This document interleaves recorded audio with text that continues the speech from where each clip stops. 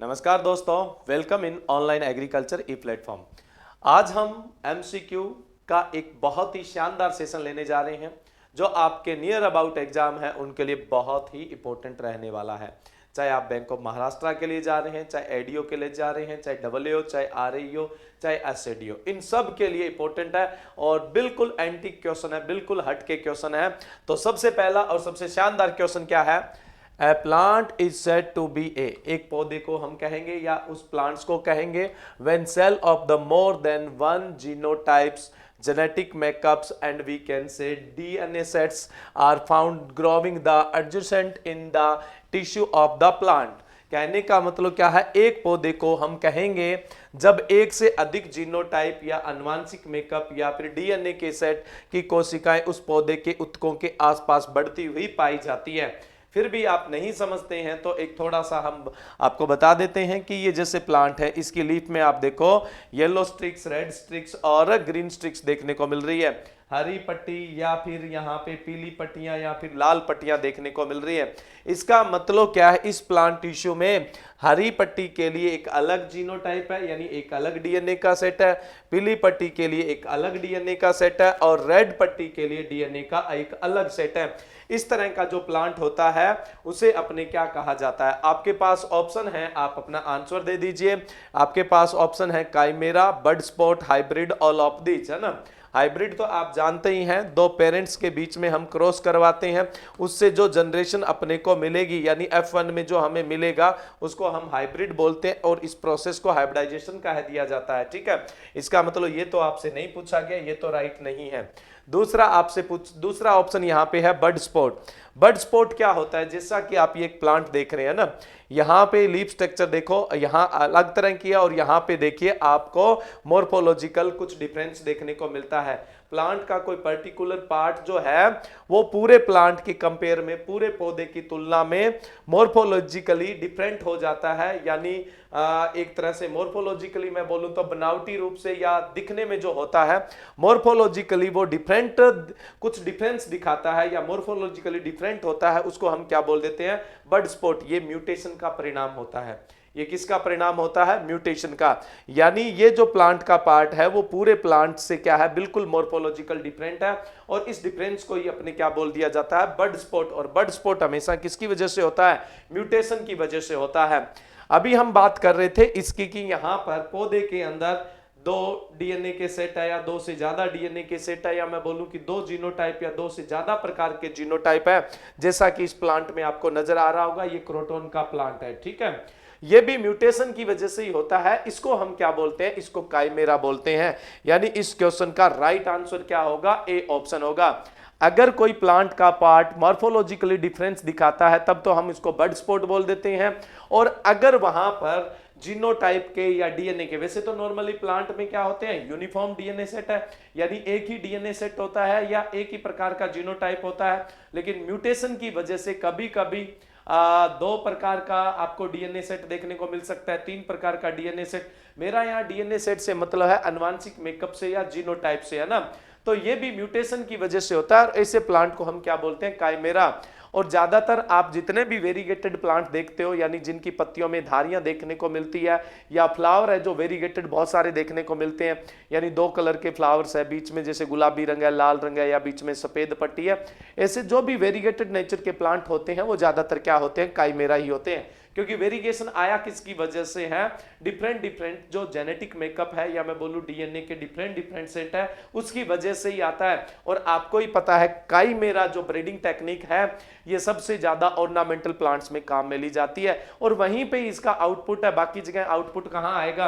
अगर आप किसी कमर्शियल प्लांट्स के अंदर जैसे येलो स्टिक दिखा देते हो, यानी क्लोरोफिल क्या है यहां खत्म हो गई है, क्या क्लोरोफिल की वो एफिशिएंसी नहीं होती फोटोसिंथेसिस की, है ना, तो यहां पे प्रोडक्टिविटी क्या होगी? कम आएगी।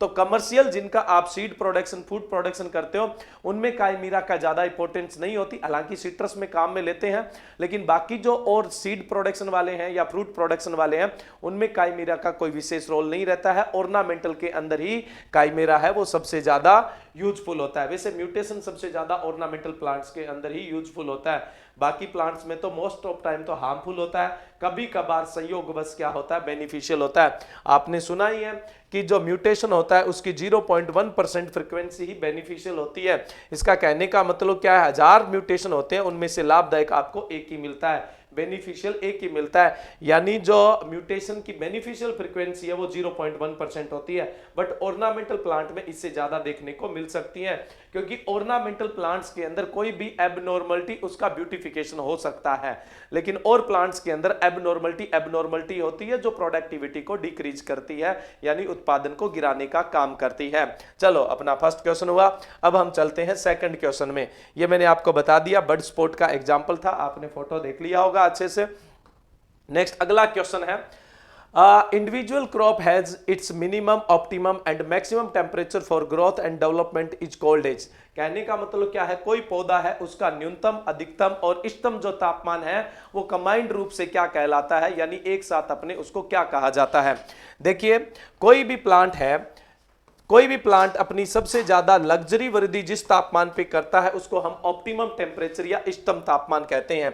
जैसे मान लो कि कोई प्लांट अपनी सबसे ज्यादा वृद्धि 20 से 24 डिग्री सेल्सियस पे कर रहा है, तो ये उसके लिए ऑप्टिमम टेम्परेचर कहलाएगा। अब इससे तापमान कम होगा तो उसकी जाहिर सी बात है वृद्धि क्या होगी, कम हो जाएगी, ग्रोथ है वो कम हो जाएगी। लेकिन एक ऐसा टेम्परेचर आएगा जहां तक ग्रोथ होगी, उस टेम्परेचर के बाद उसकी ग्रोथ है उस पर विपरीत प्रभाव पड़ेगा, यानी उसकी जो वृद्धि है उस पर विपरीत प्रभाव पड़ता है। उस तापमान से नीचे अगर तापमान चला गया तो उसको नुकसान होगा, फिर वहां पे कोई वृद्धि नहीं देखने को मिलेगी, यानी ग्रोथ पर एडवर्स इफेक्ट पड़ेगा। तो वो कम तापमान मिनिमम टेम्परेचर कहलाता है। वो क्या कहलाता है, मिनिमम टेम्परेचर। और इसी तरह से अगर हम बात करें, अब 20 से 24 उसके लिए ऑप्टिमम है, यहां प्लांट सबसे लग्जरी ग्रोथ कर रहा है, सबसे बेहतरीन ग्रोथ कर रहा है। इससे ज्यादा तापमान होगा तो भी क्या होगा, ग्रोथ कम होगी, ग्रोथ कम होगी। एक ऐसा टेम्परेचर आएगा जहां पे ग्रोथ कंप्लीटली चेक हो जाएगी और उसके बाद टेम्परेचर बढ़ा तो एडवर्स इफेक्ट आएगा, यानी सन बर्निंग देखने को मिलेगी, नुकसान देखने को मिलेगा। उसको हम मैक्सिमम टेम्परेचर बोल देते हैं, ठीक है। मिनिमम टेम्परेचर जो है, इसके नीचे अगर टेम्परेचर गया तो चिलिंग इंजरी देखने को मिलेगी। मान लो कि मिनिमम टेम्परेचर है 5 डिग्री सेल्सियस और मैक्सिमम टेम्परेचर है 40 डिग्री सेल्सियस। इसका मतलब आप क्या समझे, 5 से 40 डिग्री सेल्सियस के बीच में ही वृद्धि होती है। 5 से 40, 5 से नीचे तापमान है तो भी वृद्धि पर विपरीत प्रभाव, 40 से ज्यादा है तो भी वृद्धि पर विपरीत प्रभाव पड़ेगा। कहने का मतलब जो सबसे कम ग्रोथ देखने को मिलती है वो मिनिमम और मैक्सिमम टेम्परेचर पर देखने को मिलती है। प्लांट की सबसे कम ग्रोथ मिनिमम और मैक्सिमम टेम्परेचर पे होती है और सबसे अच्छी जो ग्रोथ होती है वो हमेशा ऑप्टिमम टेम्परेचर पे होती है। कहां पे होती है, ऑप्टिमम टेम्परेचर पर होती है। ये बात तो समझ गए होंगे आप। ऑप्टिमम से कम जाएगा तो भी ग्रोथ कम होगी, ऑप्टिमम से ज्यादा जाएगा तो भी ग्रोथ क्या होगी, कम। वो मिनिमम टेम्परेचर जिसके बाद ग्रोथ रुक जाती है और उस पर बैड इफेक्ट आता है, एडवर्स इफेक्ट आता है, उसको हम मिनिमम टेम्परेचर बोलते हैं। वो मैक्सिमम टेम्परेचर उसके बाद नुकसान होना स्टार्ट होने लग जाता है या वृद्धि पर अपोजिट या फिर ग्रोथ पर अपोजिट इफेक्ट पड़ता है, उसको हम मैक्सिमम टेम्परेचर कहते हैं।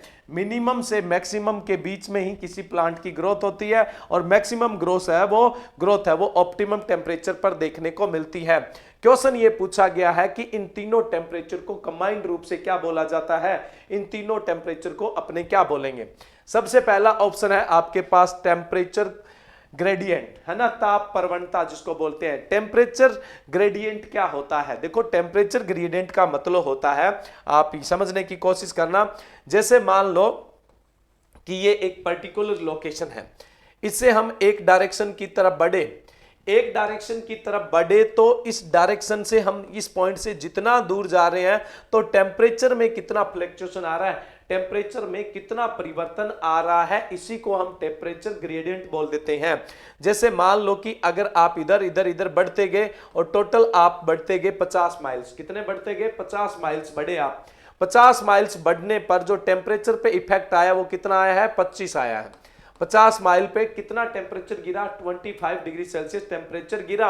अब टेम्परेचर ग्रेडियंट क्या होगा, टेम्परेचर ग्रेडियंट का फॉर्मूला होता है टेम्परेचर में fluctuation divided by distance. Distance miles में आएगी, डिस्टेंस कितनी है, 50 किलोमीटर है, 50 माइल्स है, तो डिस्टेंस माइल्स के अंदर आएगी। इसका मतलब पर माइल्स की अगर हम बात करें तो कितने टेम्परेचर ग्रेडियंट आया है, कितनी ताप प्रवणता आई है, 0.5 डिग्री सेल्सियस टेम्परेचर जो है पर माइल्स के अंदर गिरा है। ये ही क्या है, इसकी टेम्परेचर ग्रेडियंट है। यानी पर्टिकुलर किसी लोकेशन से आप किसी डायरेक्शन में चलते हैं तो टेम्परेचर में कितनी गिरावट आती है उसे हम क्या बोलते हैं, टेम्परेचर ग्रेडियंट बोलते हैं। इसका मतलब ये ऑप्शन तो सही नहीं है।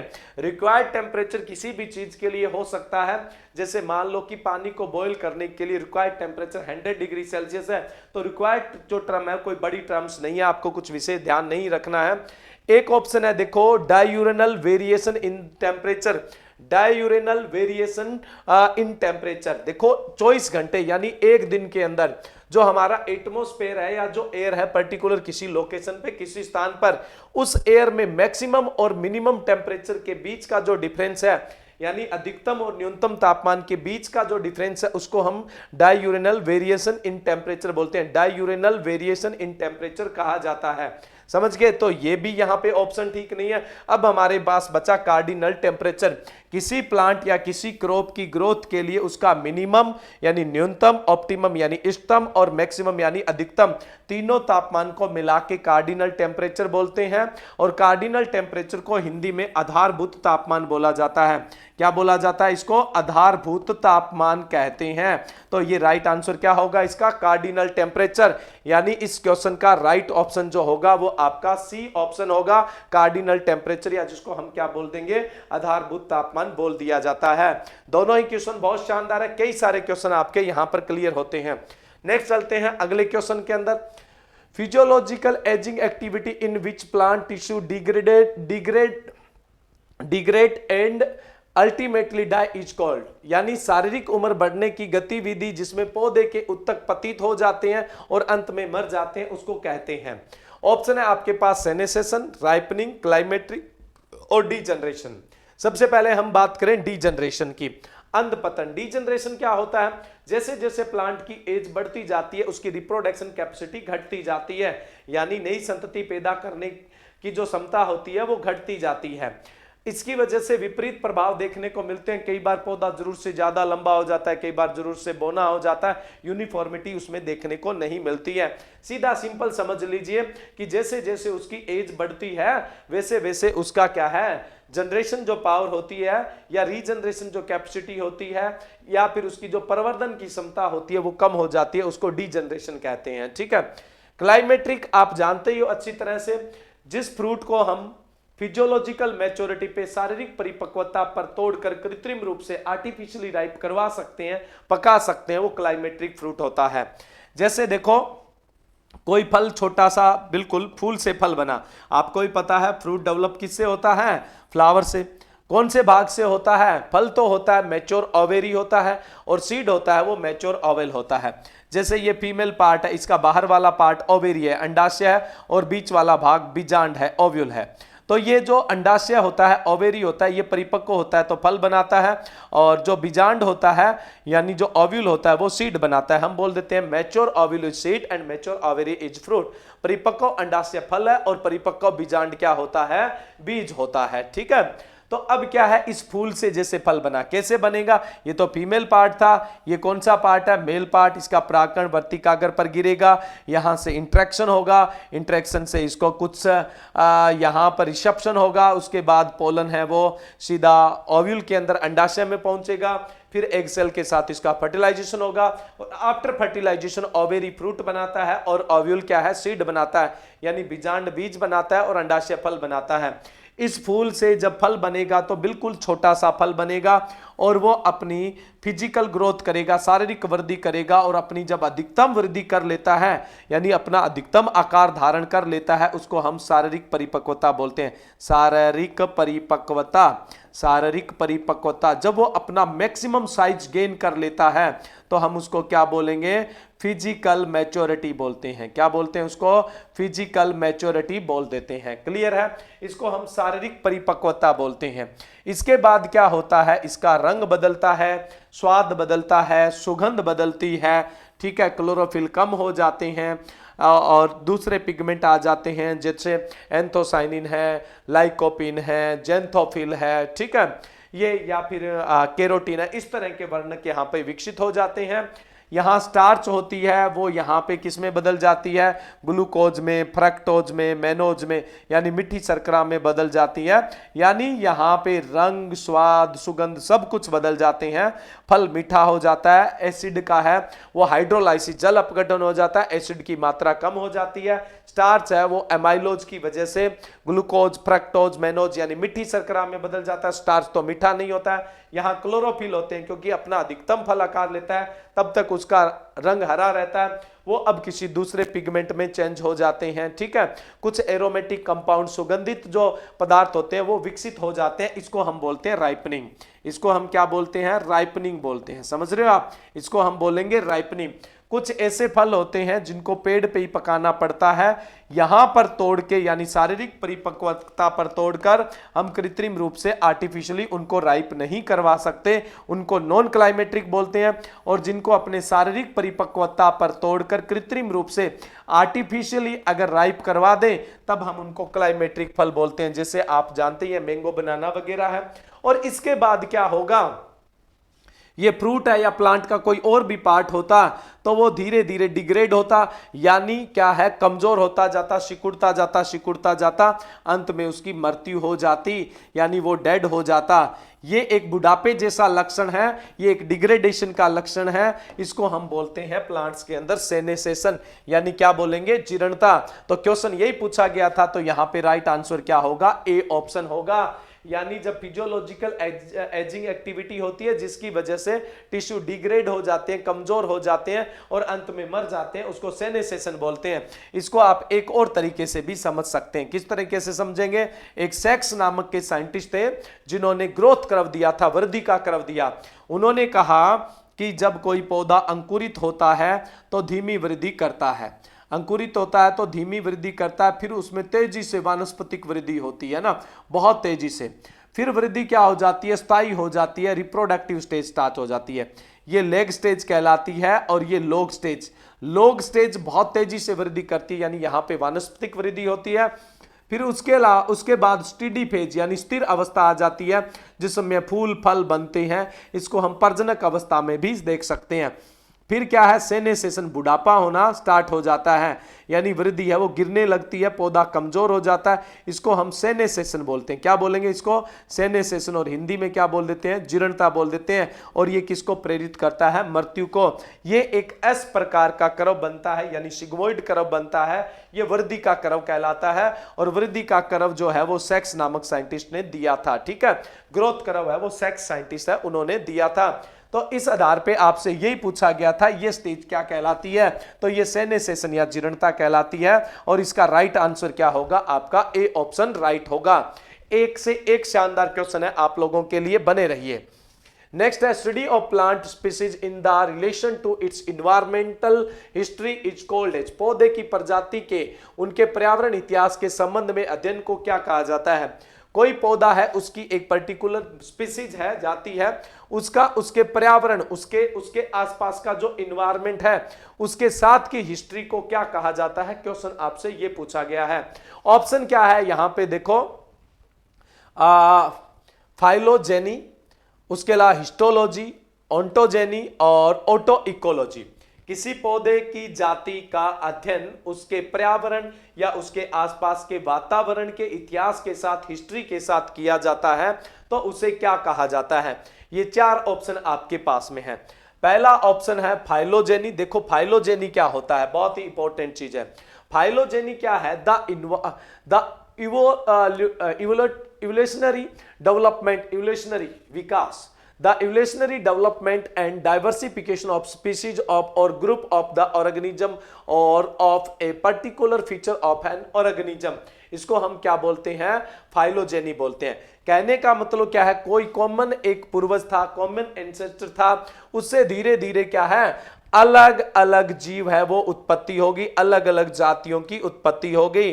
तो ये जो जातियां हैं इनका विकास एक कॉमन एंसेस्टर से हुआ है, इस बात की स्टडी है, वो क्या कहलाती है? वो कहलाती है फाइलोजेनी। क्या कहलाती है? फाइलोजेनी। समझने की कोशिश करना। देखो यहां पे डेफिनेशन भी दे रखी है। एक विकासवाद का अध्ययन है जिसके अंदर development and diversification of species, कोई भी स्पीसीज है उसका डेवलपमेंट कैसे हुआ, उसका डाइवर्सिफिकेशन अलग अलग जीवों में किस तरह से हुआ, या अलग अलग ग्रुप में या अलग अलग जीवों में उसका डाइवर्सिफिकेशन क्या हुआ, इस तरह का जो स्टडी होती है वो क्या कहलाती है? फाइलोजेनिस, सॉरी, इस तरह की जो स्टडी है वो क्या कहलाती है? फाइलोजेनी कहलाती है। दूसरा है हिस्टोलॉजी। हिस्टोलॉजी तो नाम से ही समझ गए होंगे, हिस्टो का मतलब क्या होता है? उत्तक होता है। जो टिश्यू है उनका डेवलपमेंट और उनका ओरिजिन कैसे हुआ, इस चीज की जो स्टडी है वो क्या कहलाती है? हिस्टोलॉजी कहलाती है। एक होती है ओंटोजेनी। देखो ओंटोजेनी क्या होती है? कोई पर्टिकुलर एक स्पीसीज है, यानी कोई एक ही जाति है, उसकी उत्पत्ति कैसे हुई। एक तो हमने फाइलोजेनी बोला। फाइलोजेनी में क्या है कि एक कॉमन एंसेस्टर था, एक कॉमन पूर्वज था, उससे फिर अलग अलग तरह के जीव कैसे बने, अलग अलग जातियों के अलग अलग समूह के जीव कैसे बने, इस तरह के विकासवाद का अध्ययन क्या कहलाता है? फाइलोजेनी कहलाता है। वहीं पे पर्टिकुलर एक स्पीसीज, एक जाति कैसे उत्पत्ति हुई और किस तरह से उसमें विकास हुआ, किस तरह से उसमें बदलाव हुआ, पर्टिकुलर एक स्पीसीज की स्टडी करते हैं, उसको हम क्या बोलते हैं? ओंटोजेनी। यानी वो स्पीसीज पहले एक कोशिका से फिर वो किस तरह से पूरी अब जो वर्तमान में है वहां तक विकसित हुई है, उसकी जो स्टडी है वो ओंटोजेनी है। और एक कॉमन एंसेस्टर से अलग अलग स्पीसीज, अलग अलग समूह या अलग अलग ऑर्गेनिज्म कैसे बने, वो स्टडी क्या कहलाती है? फाइलोजेनी कहलाती है। ये ऑप्शन थे अपने। उसके अलावा एक ऑप्शन और भी था, एक ऑप्शन था ऑटो इकोलॉजी। ऑटो इकोलॉजी का मतलब है किसी पर्टिकुलर कोई पौधा या जो जाति है, कोई पर्टिकुलर पौधा या पर्टिकुलर कोई जाति है, उसका अपने इन्वायरमेंट के साथ उसकी हिस्ट्री की जो स्टडी की जाती है उसको ऑटो इकोलॉजी कहते हैं। क्या बोलेंगे इसको? ऑटो इकोलॉजी कहा जाता है। ठीक है, इसको हम स्पीसीज इकोलॉजी भी कह देते हैं। क्या बोल देते हैं इसको? स्पीसीज इकोलॉजी भी कह दिया जाता है। बहुत ही इंपॉर्टेंट क्वेश्चन है। ठीक है, और अगर हम बात करें पूरी कम्युनिटी की, पूरे वहां के जो प्लांट है उनकी बात करें, उनकी हिस्ट्री के साथ, उनके इन्वायरमेंट के साथ की स्टडी की जाए, उनके इन्वायरमेंट के साथ उसकी हिस्ट्री की स्टडी की जाए, तो हम फिर उसको कम्युनिटी इकोलॉजी बोल देते हैं। क्या बोल देते हैं? कम्युनिटी इकोलॉजी या फिर सिन इकोलॉजी बोल देते हैं। कम्युनिटी इकोलॉजी या फिर सिन इकोलॉजी बोल देते हैं। लेकिन किसी पर्टिकुलर प्लांट स्पीसीज की स्टडी उसके इन्वायरमेंट के साथ रखते हुए उसकी हिस्ट्री की स्टडी करते हैं तो उसको हम क्या बोलते हैं? ऑटो इकोलॉजी कहा जाता है। नेक्स्ट क्वेश्चन के अंदर अपने चले। अगला क्वेश्चन है और भी जोरदार क्वेश्चन है। ऐसे क्वेश्चन जो आपको पहली बार देखने को मिल रहे हैं और एग्जाम में जरूर देखने को मिलते हैं। PADT 16 is variety of which crop? PADT 16 किस फसल की किस्म है? ऑप्शन है आपके पास चिकपी, वीट यानी गेहूं, अरहर यानी पिजन पी या लाल चना, या फिर तुअर भी बोल देते हैं, और राइस। तो PADT की 16 किसकी वेराइटी है? देखो 2016 को international year of pulses declare किया गया, international year of pulses declare किया गया, और उसी दिन ये वेराइटी डेवलप की गई थी PADT 16। जिस दिन 2016 को 2016 को इंटरनेशनल ईयर ऑफ पल्सेज यानी दलहनी फसलों का अंतरराष्ट्रीय वर्ष घोषित किया, उसी दिन ये वैरायटी रिलीज की गई थी, इसलिए इंपॉर्टेंट है। ठीक है, ध्यान रखिएगा। और ये अरहर यानी पिजन पी यानी रेड ग्राम यानी लाल चना यानी तुअर यानी अरहर की वैरायटी है। तो इसका राइट आंसर क्या होगा? आपका सी ऑप्शन इसका राइट होगा। क्लियर है? नेक्स्ट चलें अगले क्वेश्चन में। अगला क्वेश्चन है first interspecific hybrid variety of cotton. कपास का पहला अंतर प्रजातीय किस्म है। कपास का पहला अंतर प्रजातीय किस्म है। एक तो होती है इंट्रास्पेसिफिक। इंट्रास्पेसिफिक का मतलब होता है एक ही जाति के दो सदस्यों के बीच में क्रॉस। एक होता है इंटरस्पेसिफिक, दो अलग अलग जातियों के बीच में क्रॉस। क्वेश्चन यही पूछा गया है कि ऐसा पहला कपास का कौन सा हाइब्रिड था जो दो अलग अलग स्पीसीज यानी दो अलग अलग जातियों के क्रॉस से करवाया गया था। ऑप्शन है DH7, वरलक्ष्मी, H4 और धनलक्ष्मी। तो देखिए जो H4 है ये तो पहला हाइब्रिड जरूर था लेकिन इंटरस्पेसिफिक हाइब्रिड नहीं था। इंटरस्पेसिफिक हाइब्रिड यानी अलग अलग जातियों के मध्य क्रॉस करवा के नहीं तैयार किया गया था। ये एक क्या था? इंट्रास्पेसिफिक हाइब्रिड था, यानी एक ही जाति के दो सदस्यों के बीच में क्रॉस करवाया गया था। H4 H4 है यानी हाइब्रिड 4 जो है ये दुनिया का पहला हाइब्रिड था जो सीटी पटेल ने 1970 में विकसित किया था और पूरे विश्व में सबसे पहले हाइब्रिड कॉटन भारत में 1970 में सीटी पटेल गुजरात में थे, उन्होंने विकसित की थी और उस वैरायटी का नाम था H4 यानी हाइब्रिड 4। लेकिन क्वेश्चन तो ये पूछा गया है पहला इंटरस्पेसिफिक हाइब्रिड कौन सा है, तो पहला इंटरस्पेसिफिक हाइब्रिड है वो वरलक्ष्मी है। कौन सा है? वरलक्ष्मी है। वरलक्ष्मी का जो क्रॉस है वो गॉसिपम हरिसुटम इंटू गॉसिपम बारबेंडेंसिस का है। तो बारबेंडेंसिस जो है ये एक अलग जाति है, हरिसुटम है ये एक अलग जाति है। इन दोनों के क्रॉस से वरलक्ष्मी विकसित की गई है।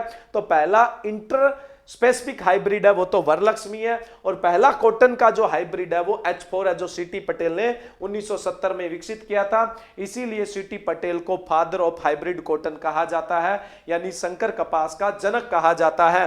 और जो H4 जो है हाइब्रिड 4 वेराइटी है वो गुजरात 67 इंटू अमेरिकन नेक्टेरिलेस के क्रॉस से, ये दो वेराइटियों के क्रॉस से तैयार किया गया है। अच्छे से ध्यान रखना है। तो इस क्वेश्चन का राइट आंसर कौन सा होगा? बी ऑप्शन आपका राइट होगा। नेक्स्ट अगले क्वेश्चन की तरफ बढ़े अपने। अगला क्वेश्चन, भारत में सबसे अधिक इस्तेमाल किए जाने वाला नाइट्रोजन उर्वरक है। Most commonly use nitrogen fertiliser in India. बहुत ही सिंपल क्वेश्चन है, अगर इसका आंसर नहीं आता तो बहुत कुछ विचारने की आपको जरूरत है। भारत में सबसे ज्यादा जो नाइट्रोजनस फर्टिलाइजर काम में लिया जाता है यूरिया, और यूरिया में नाइट्रोजन का परसेंटेज कितना होता है? 40% होता है। ठीक है। और इसके अलावा आजकल एक नैनो यूरिया आई है, उसमें नाइट्रोजन का परसेंटेज कितना होता है? 4% होता है। लेकिन फिर भी कहा जाता है यूरिया का एक बैग जो 45 किलो का है उसके बराबर नैनो यूरिया की 500 ml की बोतल बहुत होती है, लेकिन नाइट्रोजन परसेंटेज तो 4 है। कैसे बराबर होती है? मैंने एक वीडियो डाल रखा है नैनो यूरिया के नाम से, बहुत ही इंपॉर्टेंट वीडियो है। मैं हमेशा रिकमेंड करूंगा कि उस वीडियो को देखिए, उससे आपका जो नॉलेज है वो बहुत इंक्रीज होगा। नैनो यूरिया बहुत जरूरी है, देखने वाला वीडियो है। ठीक है। बाकी कोई देखो ना देखो, लेकिन नैनो यूरिया वाला वीडियो बहुत इंपॉर्टेंट वीडियो है। नेक्स्ट अपने बात करें calcium ammonium nitrate. Calcium ammonium nitrate में 25% की ग्रेड भी आती है नाइट्रोजन की और 26% की ग्रेड भी आती है नाइट्रोजन की। कैल्शियम अमोनियम नाइट्रेट में आधा नाइट्रोजन अमोनिकल फॉर्म में है, आधा नाइट्रेट फॉर्म में है। और ये जो उर्वरक है ये कंप्लीटली उदासीन उर्वरक है और इसको किसान खाद के नाम से भी जाना जाता है। उदासीन उर्वरक है और इसको किसान खाद के नाम से भी जाना जाता है। अमोनियम नाइट्रेट अच्छी तरह जानते हैं, नाइट्रोजन 33 से 34% होता है। कभी एक्यूरेट पूछे तो आप 33% बताओगे और इसका नेचर होता है वो एसिडिक होता है। इसमें भी नाइट्रोजन जो होता है वो नाइट्रेट और अमोनिकल फॉर्म में होता है, बट अमोनिकल फॉर्म के अंदर ज्यादा होता है। 75% अमोनिकल फॉर्म में होता है और 25% होता है वो नाइट्रेट फॉर्म के अंदर होता है। ध्यान रखना है आपको। डीएपी डाई अमोनियम फास्फेट है, ये एक वाटर सोल्यूबल फास्फेटिक फर्टिलाइजर है, पानी में घुलनशील फास्फोरस युक्त उर्वरक है। इसका उपयोग ज्यादातर एरिड या सेमी एरिड रीजन के लोग करते हैं, यानी जहां की मृदाएं सेलाइन और एल्केलाइन यानी लवणीय सारीय है, वहां के लोग डीएपी का उपयोग करते हैं। डीएपी में नाइट्रोजन 18% होता है और फास्फोरस होता है वो 40% होता है। ये एसिडिक नेचर का होता है।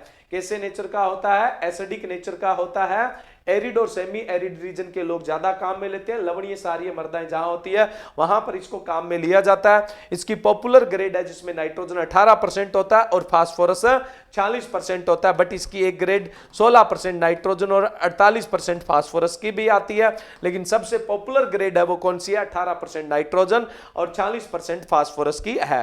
नेक्स्ट अपने बात करें, अगला क्वेश्चन है which of the following is the most productive soil in India. निम्न में से कौन सी भारत में सबसे अधिक उत्पादक मिट्टी कहलाती है? पहला ऑप्शन है रेड सॉइल, ये आपको साउथर्न इंडिया के अंदर देखने को मिलती है। इसमें आयरन कंटेंट होता है वो ज्यादा होता है, स्लाइटली एसिडिक नेचर की होती है, वेल फर्टाइल होती है, अच्छी उर्वर होती है, खेती की दृष्टि से बढ़िया मिट्टी होती है। ब्लैक सॉइल जो है काली मिट्टी है, ये भी आपको महाराष्ट्र, गुजरात और मध्य प्रदेश के आसपास देखने को मिलती है। इसमें टाइटेनीफेरस मैग्नेटाइट जो मिनरल्स है उसकी प्रधानता होती है, मोंट मेरिलोनाइट की प्रधानता होती है और टाइटेनीफेरस मैग्नेटाइट की वजह से इसका रंग काला होता है। फास्फोरस और नाइट्रोजन की इसमें कमी देखने को मिलती है, जिंक की भी कमी देखने को मिलती है। लेकिन कॉटन के कल्टीवेशन, कपास की खेती के लिए बहुत बेहतरीन होती है, इसलिए इसको ब्लैक कॉटन सॉइल भी बोला जाता है। एलुवियल सॉइल है, ये गंगा के मैदान में आपको सबसे ज्यादा देखने को मिलती है, कुछ कोस्टल बेल्ट में सबसे ज्यादा देखने को मिलती है, और इंडिया में सबसे ज्यादा फ्रूट और वेजिटेबल का प्रोडक्शन एलुवियल सॉइल के अंदर ही देखने को मिलता है। गन्ने और धान का भी प्रोडक्शन सबसे ज्यादा एलुवियल सॉइल में ही देखने को मिलता है, और इंडिया की सबसे ज्यादा प्रोडक्टिव सॉइल है वो भी एलुवियल सॉइल को यानी जलोढ़ मृदा को ही माना गया है। राइट आंसर इसका सी होगा। भारत की सबसे ज्यादा उत्पादक मिट्टी एलुवियल सॉइल या जलोढ़ मृदा है। कैल्सीरियस सॉइल का मतलब होता है जिसमें कैल्शियम कार्बोनेट की प्रधानता होती है, उसको कैल्सीरियस सॉइल बोला जाता है। और कैल्सीरियस सॉइल के अंदर प्लांट वो ज्यादा लगते हैं जो हाई पीएच पे यानी अधिक पीएच के लिए क्या होते हैं, टॉलरेंट होते हैं, सहनशील होते हैं। इसके जस्ट अपोजिट जो प्लांट होते हैं वो कौन से होते हैं, कैल्सीफ्यूज प्लांट होते हैं। कैल्सीफ्यूज प्लांट जो लाइम हेट प्लांट होते हैं यानी चुनने से नफरत करते हैं, कैल्शियम से नफरत करते हैं, जैसे चाय है, केला है, ये इस तरह के प्लांट है, या आलू है जिनको अपने कैल्सीफ्यूज प्लांट बोलते हैं, यानी लाइम हेट प्लांट होते हैं, यानी लाइम की जरूरत नहीं फील करते हैं, यानी लाइम से नफरत करते हैं। ऐसे प्लांट जैसे टी है वो कैल्सीफ्यूज का बहुत अच्छा एग्जाम्पल है। और कैल्सीरियस जो प्लांट होते हैं वो लाइम लविंग प्लांट्स होते हैं। जैसे मैं बात करूं चिनोपोडियेसी फैमिली के जो प्लांट है, जैसे मैं बात करूं पालक है, चुकंदर है, या फिर मैं बोलूं एमरेंथस यानी चौलाई है, ये इस तरह के जो प्लांट होते हैं वो कैल्सीरियस प्लांट होते हैं। यानी जिन मृदाओं में कैल्शियम कार्बोनेट की प्रधानता होती है उसको कैल्सीरियस सॉइल बोलते हैं, और ये बेसिक नेचर की सॉइल होती है। अच्छे से आपको ये बात याद रखनी है। लेकिन इस क्वेश्चन का राइट आंसर क्या था, सी ऑप्शन आपका राइट था। नेक्स्ट अपने चलते हैं, for promoting the organic agriculture government of India launch the national programme for the organic production the year. देखो NPOP national organic national NPOP है, NPOP national programme for organic production. National programme for organic production कब launch किया गया था, इसका उद्देश्य क्या था, इसका उद्देश्य था कार्बनिक खेती को बढ़ावा देना, और ये एपिडा के अंडर में काम करता है। किसके अंडर में काम करता है, एपिडा के अंडर में, एपिडा की देखरेख के अंदर काम करता है। ये कार्बनिक प्रोडक्शन को बढ़ावा देने के लिए प्रोग्राम स्टार्ट किया था, और ये सर्टिफिकेशन का काम भी करता है ना। ये किसका काम करता है, सर्टिफिकेशन का भी काम करता है, और इसकी स्थापना की गई थी 2000 के अंदर। राइट आंसर है इसका B option 2000। NPOP national programme for organic production 2000 में स्टार्ट किया गया था, और 2001 में इसका लोगो लॉन्च कर दिया गया, और अब ये सर्टिफिकेशन का काम करता है और एपिडा के अंडर में काम करता है। ये अगर सर्टिफिकेशन करता है तो ये डोमेस्टिक लेवल पे भी इसका सर्टिफिकेशन मान्य होता है, और इंटरनेशनल लेवल पर भी इसका सर्टिफिकेट मान्य होता है। यानी अंतरराष्ट्रीय स्तर पर भी आप निर्यात करते हो तो भी वो ऑर्गेनिक प्रोडक्ट ही काउंट किया जाता है अगर एनपीओपी का लोगो लगा होता है। प्रोग्राम कब स्टार्ट हुआ, 2000। इसका लोगो कब आया, 2001 के अंदर आया।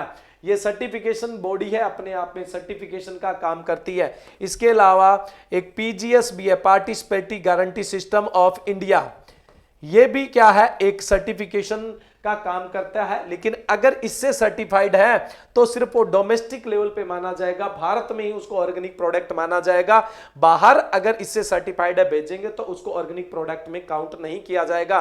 बट एनपीओपी का क्या सिस्टम है, ये जैसे USDA United state department of agriculture है, या फिर यूरोपियन यूनियन है, या फिर और कोई बहुत सारी कंट्रियां हैं, उनके वहां की जो लोकल अथॉरिटी है जो ऑर्गेनिक प्रोडक्शन को सर्टिफाइड करती है उसके साथ इसका कोलैबोरेशन है।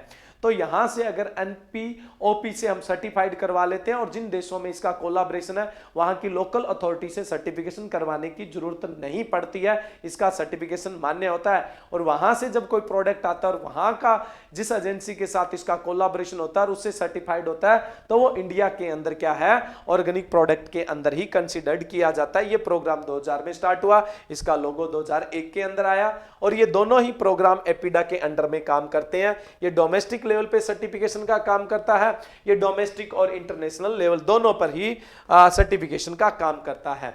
नेक्स्ट है आज का last question, aphid is responsible for spreading which disease.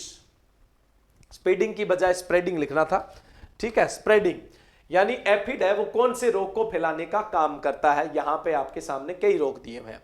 पहला रोग दिया हुआ है टोबैको मोजक वायरस, दूसरा दिया टोबैको लीफ कर्ल डिजीज, तीसरा दिया कुकुम्बर ग्रीन मोटल मोजक वायरस, चौथा दिया हुआ है ऑल ऑफ दिस। अपने यहां नीचे से स्टार्ट करते हैं। कुकुम्बर ग्रीन मोटल मोजक वायरस है, ये तो मैकेनिकल डैमेज की वजह से, यांत्रिक नुकसान यानी किसी टूल के द्वारा फैलता है। कई बार ये सीड से भी फैलता है, यानी ये एफिड से तो नहीं फैलता। इसका मतलब चौथा ऑप्शन भी नहीं है और तीसरा भी नहीं है। तीसरा नहीं है तो चौथा हो ही नहीं सकता है। दूसरा है टोबैको लीफ कर्ल डिजीज, चाहे सोलेनेसी में किसी में भी लीफ कर्ल डिजीज हो रहा है, चाहे पपाया में लीफ कर्ल डिजीज हो रहा है, ये सफेद मक्खी से है ना, बेमेसाई टेबेसाई सफेद मक्खी से ही फैलता है। लीफ कर्ल डिजीज है जो है ना, लीफ कर्ल डिजीज हमेशा ही सफेद मक्खी से फैलता है, चाहे किसी के अंदर ही हो। और अब बचा टोबैको मोजक वायरस डिजीज है। टोबैको मोजक वायरस डिजीज है, ये किससे फैलता है? एफिड से फैलता है। इस क्वेश्चन का राइट आंसर क्या होगा? ए ऑप्शन राइट होगा। तो ये कुछ आज के इंपॉर्टेंट क्वेश्चन थे। जल्द ही नेक्स्ट सेशन के अंदर फिर एक शानदार क्वेश्चन सीरीज आपके सामने लेके आएंगे। आप खुश रहिए, खुशहाल रहिए। मिलते हैं नेक्स्ट सेक्शन में और ऑनलाइन एग्रीकल्चर के इसी प्लेटफॉर्म पे। Thank you.